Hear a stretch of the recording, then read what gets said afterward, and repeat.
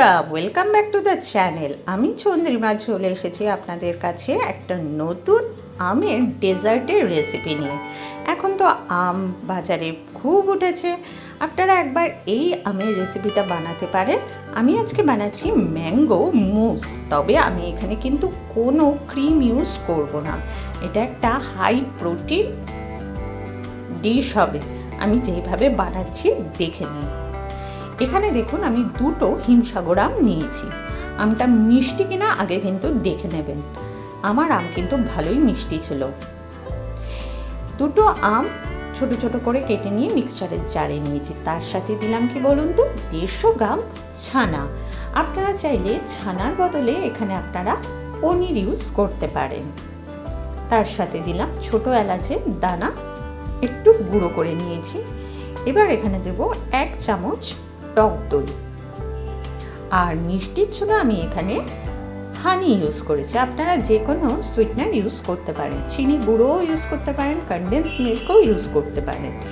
এবার মিক্সারে জারটা মুখটা বন্ধ করে আমি এটা ব্লেন্ড করে চলে এসেছি।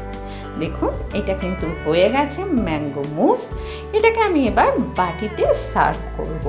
তার জন্য প্রথমে দুটো কাচের বাটি নিয়ে নিয়েছি। এটা কিন্তু ঠান্ডা ঠান্ডা খেতে খুব ভালো লাগে। বাড়িতে গেস্ট আসলে এটা আপনারা সার্ভ করে দিতে পারেন।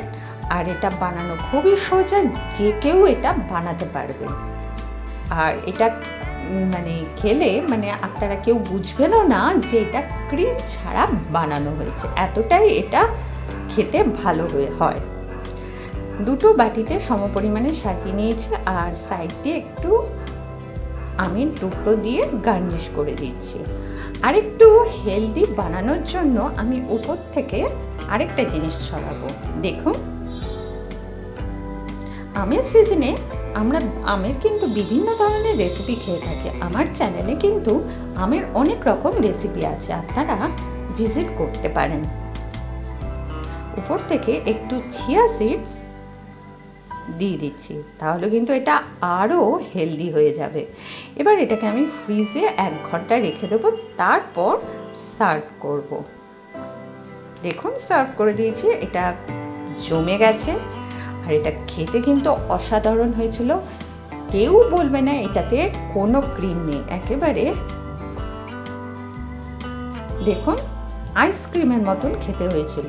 আর মিষ্টিটাও কিন্তু ঠিকঠাক ছিল, আমি কিন্তু খুব বেশি মিষ্টি ইউজ করিনি।